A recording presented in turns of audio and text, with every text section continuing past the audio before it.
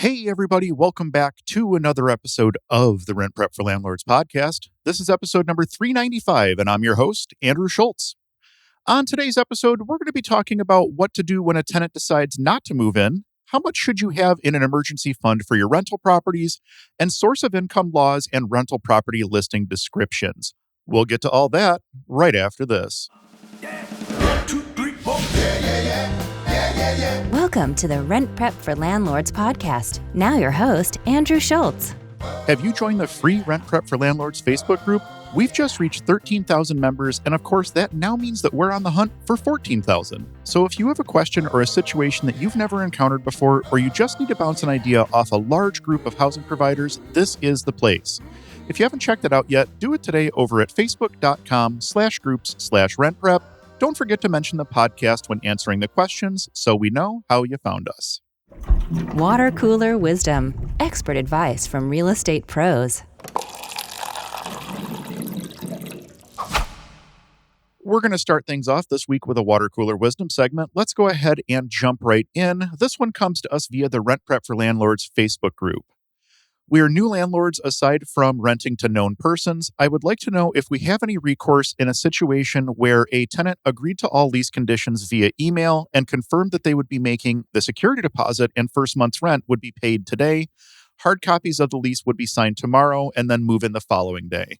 Today, instead of making the deposit payments, they said that they would take on another property instead.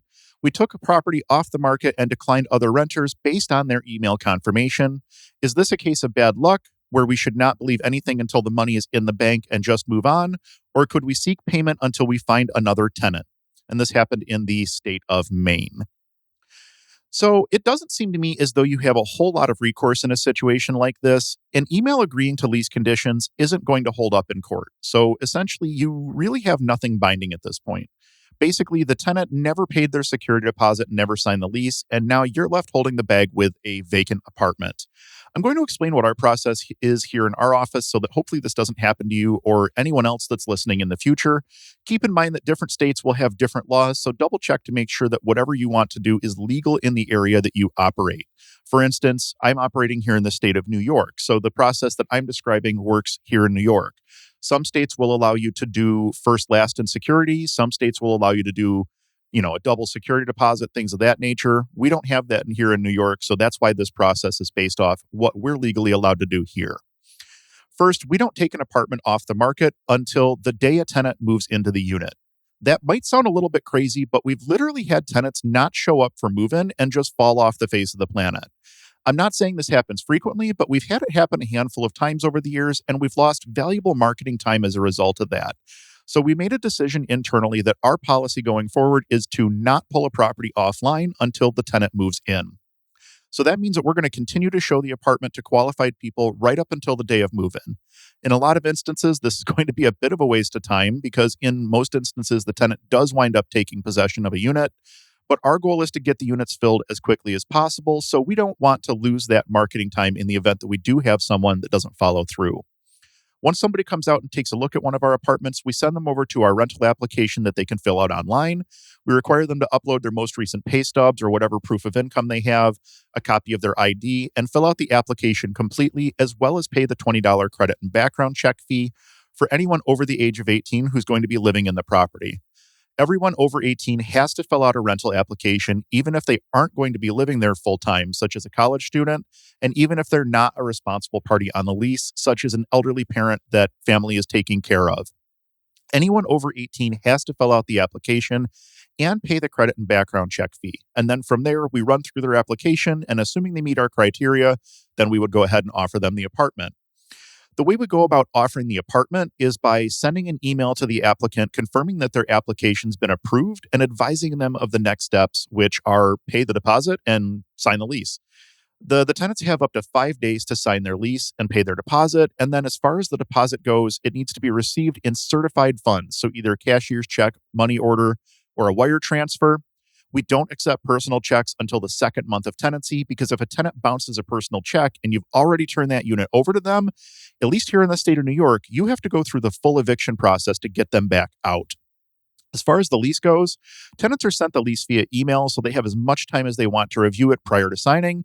This also gives them the ability to forward it to anyone that they may want to have take a look at it before they sign it. We don't offer tenants any sort of legal advice when it comes to the lease, other than to tell them that they should contact an attorney to have it reviewed if there's something that they have questions on. If a tenant fails to make their deposit or sign their lease by the end of the 5-day period, we rescind that offer and send them an adverse action letter. At least that way, we have a clear point at the end point that we're no longer chasing after that tenant, and we can continue to look for the right tenant for the unit. As I mentioned, we continue to show the unit until such time that a tenant actually takes possession of it. What we don't do is run a bunch of applications while we're waiting. People are more than welcome to apply, and we still require them to pay the $20 credit and background check fee, but we won't actually run those applications until such time that we know that the selected tenant is not taking the unit. We tell anyone that we are showing the unit to that there is an application in process, so they're going into the situation knowing that the unit may wind up being unavailable. And then if the selected tenant doesn't take the unit, hopefully we already have an application in queue and we could start working on that application immediately. If they do take the unit, we attempt to find the other applicants another apartment in our inventory that would fit their needs. Or if we don't have anything that would work for them, we just refund their credit and background check fees for anybody who paid during that interim. It goes right back to their credit or debit card in like 3 business days or something like that. And it's basically a one-click refund for us. So it's not a complicated process. It really seems to work well for us. This is the process that we've been using for a couple of years now, I think, probably for at least all the way through COVID, as near as I can remember. And honestly, it wasn't too much of a modification from what we were doing prior. So this has been our process for a lot of years now. Give this a shot. Hopefully you're able to secure a new tenant soon, and good luck on your search. Our second water cooler wisdom segment also comes to us via the Rent Prep for Landlords Facebook group. Let's go ahead and take a look at this one. We have 3 rentals and they are paid off. Good for you. That's a nice spot to be in. How much money do you keep in your reserve/emergency fund, and what interest-bearing account are you keeping your rental income in? I'm going to skip over the interest-bearing account portion of it because I feel like everybody's bank has different offerings. And I think that most people are probably well serviced by their local banks. But I do want to spend some time talking about emergency funds and maintenance reserves and things like that. I think that a lot of people either underestimate or overestimate the amount of money that they should have on hand for reserves or emergency funds. There really is no hard and fast rule when it comes to how much you should have on hand for reserves. Different investors and different portfolio types and sizes are all going to look at this a little bit differently. Some investors, for instance, tend to play things a little bit more on the conservative side and would rather have more funds on hand in the event that something goes wrong. Other investors look at having money sitting around in maintenance reserves as sometimes wasteful because that's money that could be used as a down payment on another property. Looking at both of those investor types, you can obviously see that there's going to be pros and cons to both. More properties typically better, but if it comes at the expense of having funds on hand to maintain your current properties, is it worth it? Sitting around with a bunch of cash in your bank account and watching good opportunities go by could be super frustrating until you need to replace a furnace or a roof unexpectedly. I would say that different portfolio sizes will also play a factor in how much you want to keep on hand for maintenance. The amount that you would want to keep on hand for one single family home or one duplex is going to be vastly different than if you have, say, a 25-door or a 250-door apartment complex. The more doors you have, the more potential there is for something to go wrong, so your reserve amount needs to go up based on that. However, not every unit is going to require maintenance every single month, so there needs to be a bit of a balance there. Generally speaking, you need more cash on hand with more doors, but less on hand per unit. One of the main factors that I think should play into how much you keep on hand is the properties themselves. Here in Buffalo, we work largely with housing stock that was built in the late 1800s to early 1900s in the city. And then as you start to get out into the suburbs, the dates push out into the 50s, 60s, 70s, things of that nature. But there's also a fair amount of housing stock, even out in the suburbs, that's older in the late 1800s, early 1900s. But a house that's 130 years old is going to require a lot more in terms of maintenance than a house that's, say, 10 years or even 40 years old. Another factor to keep in mind is that the older the home is, the more hands have been inside of it, working on it and making changes to it. You're liable to open up a wall in a 130-year-old home and find things that were completely unexpected that you now have to remedy. One of the most common things that we come across is buried junction boxes. We'll open up a wall and find that there was a junction box that was buried that needs to be straightened out. That's very, very common in older homes. And that's just the beginning. That's scratching the surface. There's all sorts of things that you can encounter when you open up walls. So having extra funds on hand for older properties is always a good idea. In keeping with the age of the properties, you also need to understand the physical condition of the property. Like we were just saying, if you open up a wall in a 130-year-old house that hasn't been updated in a while, you're liable to find things that you just weren't expecting. If that 130-year-old house just had a full rehab done 2 or 3 years ago, depending on what updates were done to the actual mechanical systems, you may be in a much better situation than expected. The flip side of that is if somebody just puts lipstick on a pig and does a cosmetic update without doing any of the underlying electrical or plumbing work, you may be in for some big ticket expenses that are hidden behind those walls. Essentially, what I'm saying here is that you need to understand what your property actually is in order to determine how much you need to have on hand in maintenance reserves. I recommend dividing your maintenance funds into 2 separate buckets, if you will. The first bucket should be normal operating maintenance, and this would be for things like swapping out a broken doorknob or faucet, scraping and painting an area that's been worn down over time, things of that nature. I typically recommend keeping 5 to 10% of your gross rents in a operational maintenance fund, and this way you always have funds available to take care of little things as they pop up, and you never find yourself in a situation where you don't have the funds available to do the work. Now, your second bucket should be for capital expenditures. These would be things like replacing a roof, replacing a hot water tank, replacing a furnace, things of that nature, the big mechanical type stuff, the things that basically keep your building up and running. Other things that would fall into CapEx would be things like updating a unit as you turn it over. So things like flooring or fixtures or appliances could fall into this CapEx category if you're doing it as part of a larger turnover. And again, I recommend having between 5 and 10% of your gross rents in this fund as well. I would say that this fund should have no less than $5,000 in it at any given time for a single family or for a duplex. And the reason that I use that number of 5,000 is because that should give you more than enough cash to complete a hot water tank or a furnace replacement in the event that one of those pops up unexpectedly. This number should increase based on the number of units, and I would recommend having that 5 to 10% of gross rents with a minimum of $5,000 in this account. Overall, I would recommend having no less than 10 to 15% of your gross rents on hand between the 2 buckets. If you wanted to max out both at 10%, you'd have a total of 20% on hand, which personally I think is great. I tend to look at things from a little bit more conservative standpoint when it comes to property investing. So 20% would make me feel really, really good. I wouldn't want to go less than 5% in each bucket, and I wouldn't go any less than $5,000 total at any given time. Now, keep in mind that when you're allocating these funds, generally speaking, no one is going to be watching over your shoulder. So if you know that you have CapEx coming up, start pushing more funds towards your CapEx account so that when the time comes to put that new roof on or replace that furnace that you know is on its last legs, that the money is in the account and ready for you to make that move. If you just bought a new build home and are planning on using it as rental, you may not need to have quite as much on hand because, in theory, your maintenance costs should be very, very low for the first few years of ownership. Now, saying that no one is looking over your shoulder is kind of not necessarily fully accurate because it really depends on where you're at in your business cycle. Depending on the type of financing that you're going after for properties and the type of properties that you're buying, your bank may require you to have a certain amount of cash on hand in order to show that you're able to operate during times of low cash flow and things of that nature. Some banks will require up to 6 months of operating funds on hand, which I personally think is crazy. Other banks will only require 3 months. Some banks don't have any sort of requirement at all, and some banks are going to have different requirements based on different types or sizes of property. If you're in a position where you're thinking about adding to your portfolio, talk to whoever you're planning on financing with to see what their requirements are. You may need to make some changes to your reserves based on their requirements.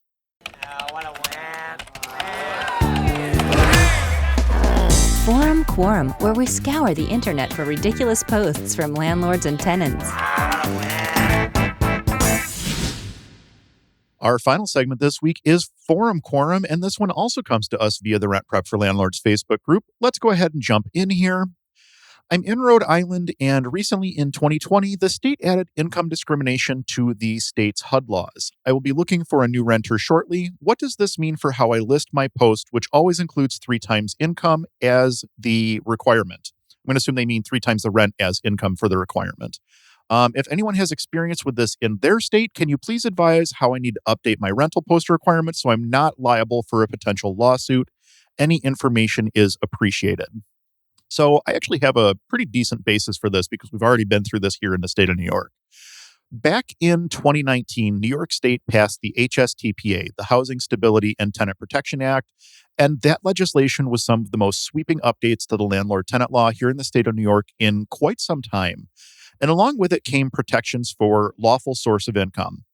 We actually already had source of income protections at a county level in Erie County for, I want to say, like 6 months to a year prior to that. So it didn't really take us by surprise when the state pushed that language through in the law update.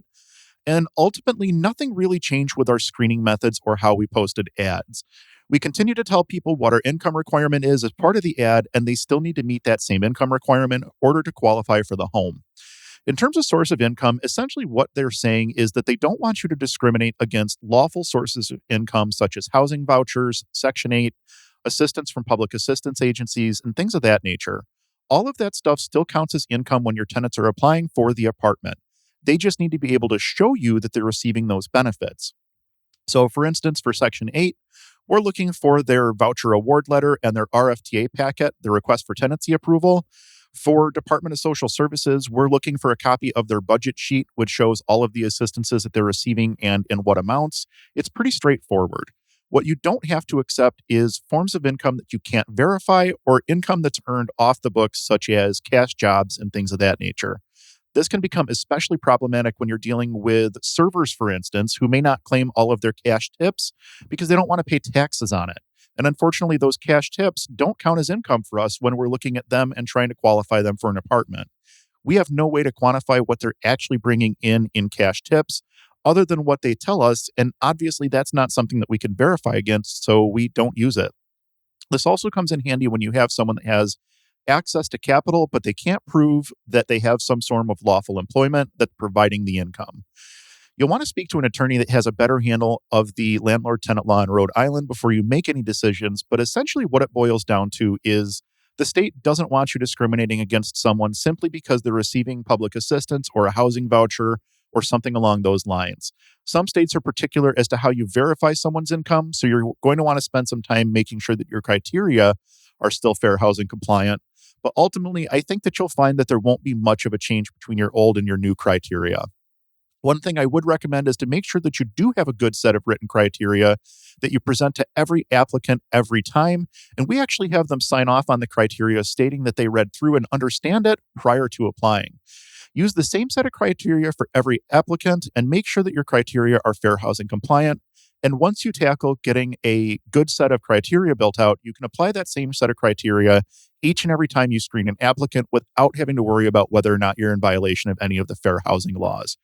One thing I will specifically mention when it comes to your descriptions is if you have something in your description like no Section 8 or no public assistance or DSS not accepted, something along those lines, that is an immediate red flag for anybody that's out looking to bust people that are in violation of these lawful source of income laws. So just be mindful of what you're putting out there on the internet. Don't be discriminatory when it comes to the people that you're renting to or the sources of income that you're accepting. And ultimately, this problem will take care of itself. Landlord-tenant law can be a very complex web. Find out how to cover all aspects of the landlord-tenant relationship and tenancy expectations by reading RentPrep's latest blog post. Visit rentprep.com/blog today for more. That pretty much wraps it up for this episode of the Rent Prep for Landlords podcast. Thank you all so much for listening. Our goal with the podcast is to help as many people as possible make educated decisions when it comes to real estate, and you can help us to reach our goal. If you heard anything in this week's episode or any other episode that will help someone that you know, please do us a favor and share it with them. Don't forget that we're publishing brand new video content all the time over at youtube.com/rentprep as well. If you're looking to get in contact with me, I can be reached over at what'sdrewupto.com. From there, you'll find links to everything going on with me over at Own Buffalo, as well as other projects that we're working on. Grab a free copy of our deal analysis tool today over at what'sdrewupto.com. There's no obligation, and it comes with a companion video showing you how to use it. If you're looking for top-tier tenant screening services, head on over to rentprep.com.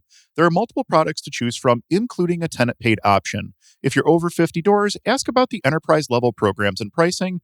I've been an enterprise user of RentPrep for years now, and it's definitely changed the way that we screen our tenants. Again, thank you all so much for listening. We'll be back in 2 weeks with an all-new episode that you won't want to miss. Until then, I'm Andrew Schultz with OwnBuffalo.com for rentprep.com, and we'll talk to you soon.